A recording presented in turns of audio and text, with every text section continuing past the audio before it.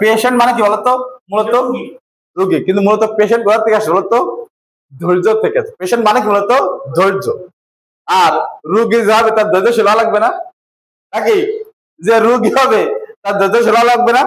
এখন ব্যাপক সমস্যা, জ্বরে পড়ে যাচ্ছে, মনে করো 101 ডিগ্রি বা 2 ডিগ্রি জ্বর হয়ে গেছে, ইচ্ছা করলে কি ওইটা আটে পারতে পারবা, ধরে পারতে পারবা? তোমার ইচ্ছা না থাকা সত্ত্বেও ধৈর্য নিয়ে তোমাকে বসে থাকতে হবে, তার নাম পেশেন্ট। ঠিক আছে?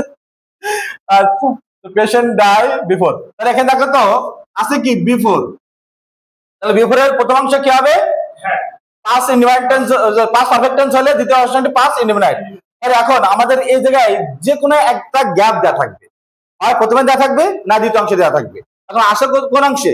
প্রথম অংশে। তাহলে আমাদের দ্বিতীয় অংশ দেখে আমাদের বুঝতে হবে যে এই অংশে আমরা পাস্ট পারফেক্ট টেন্স দেবো না পাস্ট ফিউচার পারফেক্ট টেন্স দেবো। ক্লিয়ার?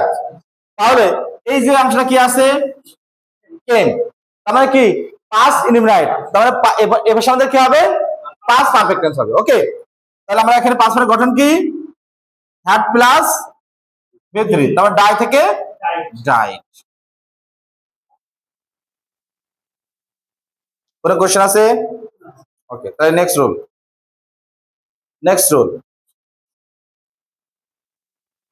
আটটা রুল সেটা আজকে আমরা শেষ করবেন।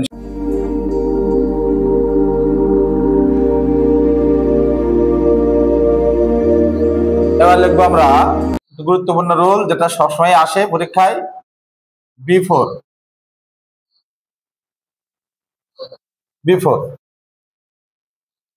বিফোর দ্বারা একটি বাক্যের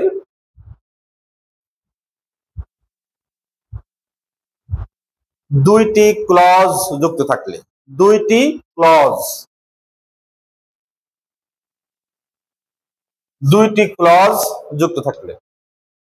এত অনেক ক্লজ আর ফ্রেজের পরীক্ষা নিছি পরীক্ষা দেওয়া কবে? ক্লজ আর ফ্রেজের পরীক্ষা আগামী সপ্তাহে 22 থেকে পরীক্ষা শুরু না? আগে বলতে শুরু।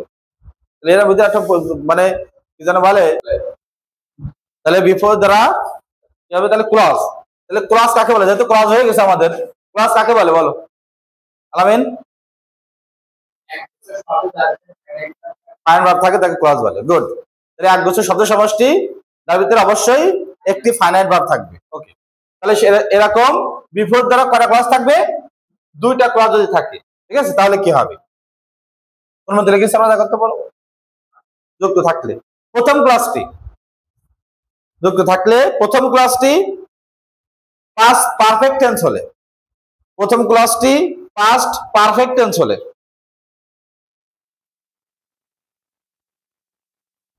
এমন ঘুমাইছে যাচ্ছে নাই? প্রথম ক্লাসটি পাস্ট পারফেক্ট টেন্স হলে জানো কয় আম্মু গঠন কি? তাহলে একটু দিই। পাস্ট পারফেক্ট টেন্স, তার মানে প্রথম ক্লাস কি হবে? হ্যাড প্লাস ভি3 হলে দ্বিতীয় ক্লাসটি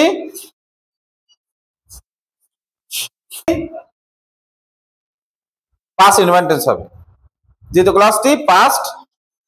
টেন্স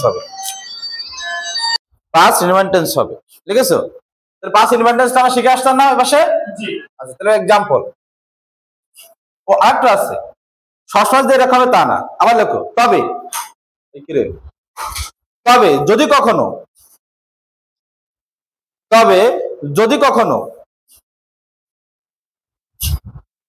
প্রথম ক্লাসটি ফিউচার পারফেক্ট টেন্স,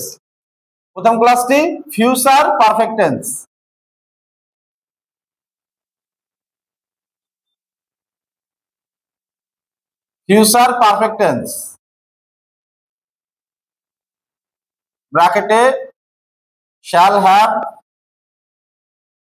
অথবা উইল হ্যাভ প্লাস ভি3 থাকে। যদি কখনো প্রথম ক্লাসটি future perfect tense subject plus shall have will have plus ভি3 থাকে, তাহলে দ্বিতীয়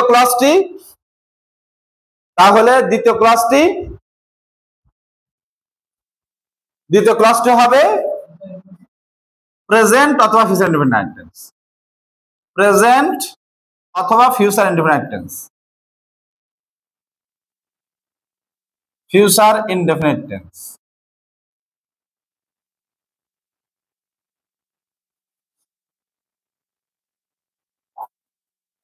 ঠিক আছে, ফর এক্সাম্পল দিলাম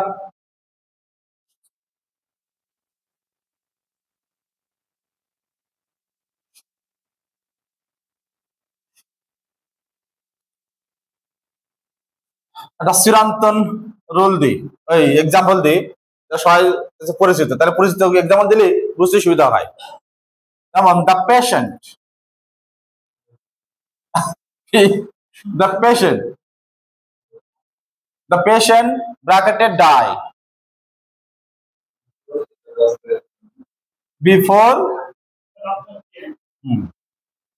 before the doctor